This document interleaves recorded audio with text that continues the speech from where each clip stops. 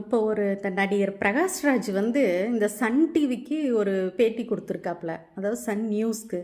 அதில் பார்த்தீங்கன்னா, அதாவது உதயநிதி ஸ்டாலின் நிற்கிற ஒரு தொகுதியில் அதே இதில் விசில் சின்னத்தில் ஒரு டிரைவரோட பையனை நிற்க வச்சிருக்காப்புல. அது எப்படி அப்படி நிற்க வைக்கல? உதயநிதி ஸ்டாலினும் அந்த டிரைவர் பையனும் ஒன்றா அப்படின்னு சொல்லி ஒரு பேச்சு பேசியிருக்காப்புல.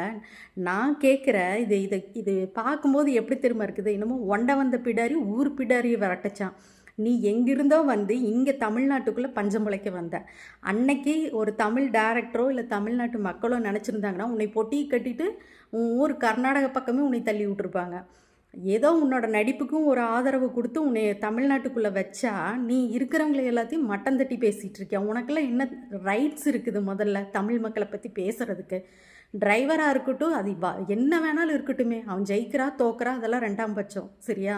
ஆனால் நீங்கள்லாம் வந்து இங்கே பேசாத, இங்கே வந்து நீ அரசியல் பேசாத, அதுக்கான இடம் உனக்கு இங்கே கிடையாது.